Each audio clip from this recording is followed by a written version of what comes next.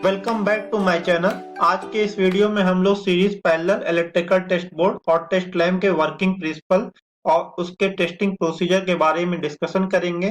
साथ में उसका इलेक्ट्रिकल वायरिंग डायग्राम कैसे रहता है उसको भी देखेंगे। सबसे पहला क्वेश्चन हमारे मन में क्या आता है कि हम लोग series parallel test board use क्यों करते हैं जबकि हमारे पास मल्टीमीटर, वोल्टेज टेस्टर और भी अदर टेस्टिंग डिवाइसेस अवेलेबल है। उसका आंसर ये है कि इलेक्ट्रिकल पार्ट को रिपेयर करने से पहले उसको इनिशियल टेस्टिंग करना पड़ता है। और सीरीज पैरेलल टेस्ट बोर्ड जो है कॉन्टिन्यूटी टेस्ट के लिए यूज कर सकते हैं हम लोग। और साथ में इसमें विजुअल इफेक्ट अच्छा रहता है क्योंकि आपको बल्ब ग्लो हो रहा है या नहीं हो रहा है, बल्ब ऑन हो रहा है या नहीं हो रहा है, इससे आप डायग्नोसिस कर सकते हो कि आपका इलेक्ट्रिकल पार्ट सही है या खराब है। और साथ ही साथ ये काफी सिंपल सा मेथड है और जिसको ज्यादा नॉलेज नहीं है इलेक्ट्रिकल का वो भी उसको इजिली यूज करके फॉल्ट को डायग्नोसिस कर सकता है। सीरीज पैरेलल टेस्ट बोर्ड जैसा कि नाम से ही पता चल रहा है कि इसमें आप सर्किट को सीरीज में चेक करते हो और उसके बाद पैरेलल में टेस्ट करते हो। तो सीरीज टेस्ट मेथड में आपका जो बल्ब रहेगा वो लोड के सर्किट में सीरीज में रहेगा। जैसा कि आप यहाँ पे देख रहे हो, एक स्विच है, इसके बाद एक टेस्ट बल्ब है और उसके बाद लोड है जिसको हमको चेक करना है। तो इसी लोड को हम लोग अलग अलग कंडीशन में चेक करके पता लगा सकते हैं कि ये लोड हमारा प्रॉपर है कि नहीं है। जैसा कि इसके अंदर एक रेसिस्टिव लोड है और ये बाहर का बॉडी है जो कि इंसुलेटेड है अंदर के रेसिस्टिव लोड से। नाउ इसमें केस वन हम लोग लेते हैं कि आपका जो लोड है वो ओपन है, यहाँ पे कहीं ब्रेक हो गया है। इस केस में होगा क्या कि लाइन कंप्लीट नहीं हो रहा है, आपका सर्किट कंप्लीट नहीं हो रहा है, तो आपका बल्ब ऑफ रहेगा। इसी तरीके से केस टू हम लोग कंसीडर करते हैं, इसमें आपका लोड सर्किट ओके है, मतलब उसमें कोई फॉल्ट नहीं है। तो ये दोनों वायर आप कनेक्ट करोगे तो आपका सर्किट जो है कंप्लीट हो जाएगा और ये टेस्ट बल्ब आपका ग्लो करेगा। थर्ड केस कि आपका जो सर्किट है वो इंटरनल फॉल्ट की वजह से पार्शियल शॉर्ट हो जाता है, मींस इस पॉइंट से इस पॉइंट के बीच में सर्किट शॉर्ट है। तो इस केस में क्या होगा, आपका बल्ब ग्लो तो करेगा बट उसका इंटेंसिटी बढ़ जाएगा क्योंकि इस पाथ में जो रेजिस्टेंस था वो कम हो गया है। इसी तरीके से आखिरी का केस हम लोग लेते हैं कि सपोज कीजिए कि आपका जो लोड है वो शॉर्ट सर्किट हो गया बॉडी के साथ। तो एक वायर हम लोग टर्मिनल पे लगा के रखेंगे, दूसरा वायर को हम लोग बॉडी में कनेक्ट करेंगे और अगर आपका लोड शॉर्ट सर्किट हो गया है बॉडी के साथ तो क्या होगा, ये टेस्ट बल्ब आपका ग्लो करने लगेगा। ठीक है, ये हो गया टेस्टिंग आपका सीरीज मेथड में। अभी पैरेलल क्या होता है, आपका ये लोड है और ये आप डायरेक्टली 220 वोल्ट के सप्लाई पे कनेक्ट कर रहे हो। एक्चुअली ये टेस्टिंग का पार्ट नहीं होता है, इसमें जो नॉर्मल सर्किट होता है जिसमें कोई फॉल्ट नहीं है उसको हम लोग डायरेक्टली सप्लाई लगा के टेस्ट करते हैं। ये एक सीरीज पैरेलल टेस्ट बोर्ड है जो कि आपको इलेक्ट्रीशियन की दुकान या किसी भी इलेक्ट्रिकल वर्कशॉप में देखने को मिल जाएगा। इस सर्किट में प्रॉब्लम ये है कि इसमें कोई भी प्रोटेक्शन लाइक फ्यूज या एमसीबी नहीं यूज़ किया गया है। तो अगर आप पैरेलल में सर्किट को चेक कर रहे हैं और आपका सर्किट फॉल्टी है तो फ्लैश हो सकता है। पिछले पार्ट में आपने देखा कि सीरीज पैरेलल का जो सर्किट है उसमें दो सॉकेट यूज किए गए हैं और दो स्विच यूज किए गए हैं और कोई भी प्रोटेक्शन नहीं यूज किया गया था। तो सर्किट में अगर कोई फॉल्ट होता है, आप जो टेस्टिंग कर रहे हो उसमें कुछ फॉल्ट रहेगा तो आपको शॉर्ट सर्किट का सामना करना पड़ सकता है या आपने कुछ गलती कर दिया प्रोसीजर में तो भी आपको वहाँ फ्लैश हो जाएगा। यहाँ पे अभी मैं सीरीज पैरेलल टेस्ट बोर्ड का सर्किट डायग्राम बनाने वाला हूँ जिसमें 2A स्विच का यूज किया गया है, साथ में एक एमसीबी भी यूज किया है जिससे कि प्रोटेक्शन मिले इस सर्किट को। सबसे पहले इनकमिंग सप्लाई को एमसीबी में कनेक्ट कर देंगे, उसके बाद एमसीबी से आउट का वायर 2A स्विच के इन में दे देंगे। इस तरीके से स्विच को कनेक्शन हो गया। अभी सबसे पहले सीरीज का सर्किट देखते हैं। तो सीरीज में आपका टेस्ट बल्ब जो है सीरीज में कनेक्ट है, तो सीरीज का वायर 1 नंबर से लेकर बल्ब में कनेक्ट करेंगे और बल्ब से एक वायर लेकर सॉकेट के पिन में कनेक्ट कर देंगे। इस तरीके से एक पार्ट तो कंप्लीट हो गया। अभी न्यूट्रल को हम लोग डायरेक्टली इनकमिंग से कनेक्ट कर देंगे। इसी तरीके से पैरेलल के लिए क्या करेंगे, 2 नंबर से वायर को लेंगे और उसको सॉकेट से कनेक्ट कर देंगे। तो ये हो गया पैरेलल का कनेक्शन। और ये कंप्लीट डायग्राम आपको दिख रहा है कि एक पोजीशन में ये सर्किट सीरीज में काम करेगा और दूसरे पोजीशन में ये पैरेलल में काम करेगा।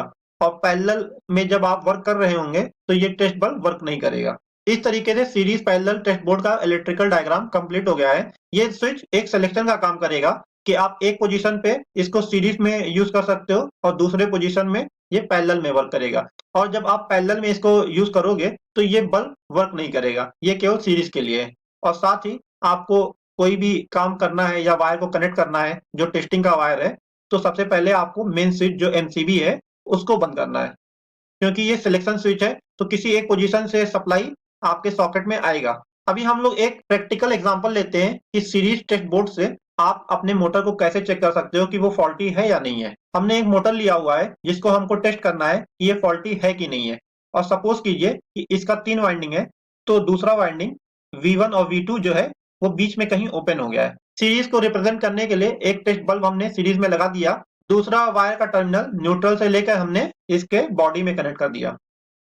तो होगा क्या, मोटर का बॉडी और U2 के बीच में ये कॉन्टिन्यूटी देखेगा, क्योंकि मोटर में फॉल्ट जो है वो वाइंडिंग के बीच में है और ये बॉडी नहीं हुआ है।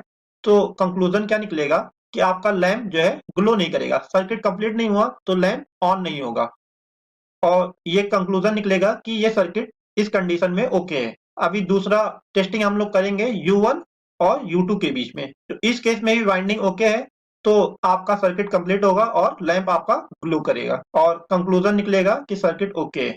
तीसरे पार्ट में हम लोग V1 और V2 के क्रॉस वायर को लगाएंगे। इस केस में क्योंकि हमारा कॉइल ओपन हो गया है वाइंडिंग का, तो आपका लैंप जो रहेगा ऑफ ही रहेगा, सर्किट कंप्लीट नहीं हो रहा है ना। इस केस में हम लोग कंक्लूड क्या निकालेंगे कि हमारा सर्किट फॉल्टी है। इसके बाद आपको W1 और W2 के क्रॉस कॉन्टिन्यूटी लेना है और कॉइल ओके रहेगा तो आपका लैंप ऑन हो जाएगा। उससे कंक्लूजन क्या निकलेगा कि आपका वो कॉइल भी ओके है। तो ओवरऑल रिजल्ट में एक फॉल्टी कंडीशन आपको दिख रहा है, इससे आप कंक्लूजन निकाल सकते हो कि आपका मोटर फॉल्टी है। और फॉल्टी क्या है, एक वाइंडिंग आपका ओपन हो गया इंटरनल। इस पार्ट में हम लोग इलेक्ट्रिकल टेस्ट लैंप के बारे में डिस्कस करेंगे। जैसा कि आपको इमेज में दिख रहा है कि ये एक इलेक्ट्रिकल टेस्ट लैंप है, इसमें 2 बल्ब यूज किया गया है और दोनों सीरीज में है और दोनों से एक एक वायर टर्मिनल के निकले हुए हैं। तो आपको किसी भी सर्किट के क्रॉस अगर वोल्टेज या कॉन्टिन्यूटी या कंडीशन चेक करना है तो इसको लगाकर आप उसको चेक कर सकते हैं। सेकेंड चीज कि अगर आपको 440 वोल्ट एसी का सर्किट चेक करना है तो 2 बल्ब टेस्ट लैंप ही यूज करना है, सिंगल बल्ब का टेस्ट लैंप नहीं यूज करना है। अगर आप 220 वोल्ट एसी सर्किट में टेस्टिंग कर रहे हो तो 220 वोल्ट एसी का सिंगल बल्ब भी यूज कर सकते हो टेस्ट लैंप के तौर पे। इसी तरीके से अगर आपका सर्किट 24 वोल्ट डीसी का है तो उसके लिए दूसरा बल्ब आता है जो 24 वोल्ट डीसी पे ऑपरेट करे।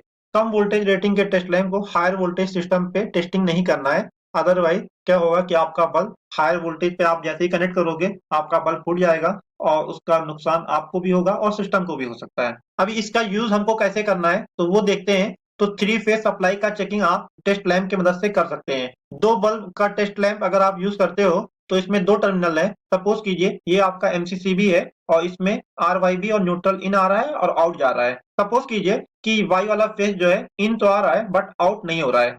तो इसको कैसे चेक करेंगे, उसके लिए टेस्ट लैंप का 2 टर्मिनल को लीजिए। पहले इनकमिंग को चेक कीजिए, आर वाई के क्रॉस वोल्टेज चेक कीजिए, वाई बी के क्रॉस वोल्टेज चेक कीजिए और इसी तरीके से आर और बी के क्रॉस वोल्टेज चेक कीजिए। तो अगर वोल्टेज प्रॉपर है तो आपका बल्ब फुल इंटेंसिटी के साथ जलेगा। इसी तरीके से कोई फेज ओपन हो गया है या किसी फेज में कम वोल्टेज आ रहा है तो आपका बल्ब या तो नहीं जलेगा या जलेगा भी तो डिम जलेगा। तो उससे आप कंक्लूड कर सकते हो कि आपका एक फेज कम आ रहा है। इसी तरीके से आउटपुट में आप चेक करोगे सप्लाई को तो पहले आर और वाई के क्रॉस लगाओगे और हमने यहाँ पे माना हुआ है कि इसके बीच का जो कॉन्टेक्ट है वो खराब हो गया है, तो यहाँ पे सप्लाई तो रहेगा नहीं। तो जब दोनों वायर को यहाँ पे कनेक्ट करोगे तो आपका बल्ब नहीं जलेगा। इसी तरीके से वाई और बी के क्रॉस जब लगाओगे तो भी बल्ब नहीं जलेगा और रेड और ब्लू के क्रॉस बल्ब लगाओगे तो वो ग्लो करेगा। इस तरीके से आप ये कंक्लूड कर सकते हो कि आपका येलो फेज आउट नहीं हो रहा है, तो फिर आपको एमसीसीबी रिपेयर करना पड़ेगा या रिप्लेस करना पड़ेगा। इसी तरीके से ये टेस्ट लैंप का यूज करके आप कोई भी कंट्रोल सर्किट भी चेक कर सकते हो। अभी क्वेश्चन ये आता है कि कंट्रोल सर्किट को चेक करने के लिए मल्टीमीटर हम डायरेक्टली क्यों नहीं यूज कर लेते हैं, टेस्ट लैंप क्यों यूज करते हैं। तो उसका आंसर ये है कि मल्टीमीटर यूज करना बेटर है और उससे रिजल्ट भी अच्छे आते हैं, but technician sometime test lamp use करते हैं क्योंकि इसमें विजुअलाइजेशन है तो आप क्विकली समझ सकते हो कि किसके क्रॉस वोल्टेज है किसके क्रॉस वोल्टेज नहीं है, तो फॉल्ट फाइंडिंग इजी हो जाता है। जैसा कि सपोज कीजिए कि आपका ये कॉन्टेक्ट खराब हो गया है, आपको चेक करना है तो एक वायर आपने यहाँ पे कनेक्ट कर दिया और दूसरा वायर यहाँ पे कनेक्ट करेंगे। अगर यहाँ तक सप्लाई आ रहा है तो आपका बल्ब ग्लो करेगा। इसी तरीके से वो वाला वायर निकालेंगे, यहाँ पे कनेक्ट करेंगे, तो अगर ये कॉन्टेक्ट खराब है तो यहाँ तक सप्लाई पास नहीं होगा तो यहाँ पे आपका बल्ब नहीं ऑन होगा। तो आप इजिली फाइंड आउट कर सकते हो कि यहाँ पे प्रॉब्लम है और इसको रिपेयर करना है। ये तो हो गया सीरीज पैरेलल टेस्ट बोर्ड का वर्किंग और टेस्ट लैंप का वर्किंग, उसको यूज कैसे करते हैं। अभी हम लोग को ये एश्योर करना है कि जब हम इसका यूज करेंगे तो हमको सेफ्टी का ध्यान रखना है। तो क्या क्या सेफ्टी हमको लेना है, पहला तो हमको ये एश्योर करना है कि आपका जो वायर है वो प्रॉपरली इंसुलेटेड है, कहीं पे भी कटा-पिटा नहीं है। सेकंड चीज़ कि आपको ये मान के चलना है कि सर्किट आपका लाइव है, तो जैसा आप लाइव में टेस्टिंग करते हो उसी तरीके से इसमें भी करना है। थर्ड, मल्टीमीटर अगर आपके पास अवेलेबल है, तो आपने जो फॉल्ट आइडेंटिफाई किया उसको क्रॉस चेक कर लेना है, क्योंकि कभी-कभी आपके प्रोसीजर में गलती होने की वजह से आप गलत आइडेंटिफिकेशन कर सकते हो। इसके अलावा टेस्ट लैंप अगर आप यूज़ कर रहे हो, तो आपको यूज़ करने से पहले ये एश्योर्ड होना है कि आपका टेस्ट लैंप वो रेटिंग के लिए सूटेबल है या नहीं है। लाइक 24 वोल्ट डीसी का टेस्ट लैंप आप 440 वोल्ट एसी सिस्टम में नहीं यूज़ करोगे। ये कुछ सेफ्टी पॉइंट थे जो हमको कंसीडर करना है अगर आप ये मेथड यूज़ कर रहे हो टेस्टिंग के लिए। इस टॉपिक को यहीं पे एंड करते हैं। होप कि आपको ये वीडियो अच्छा लगा होगा। Thank you for watching my video. Keep watching and subscribe my channel for latest video and update.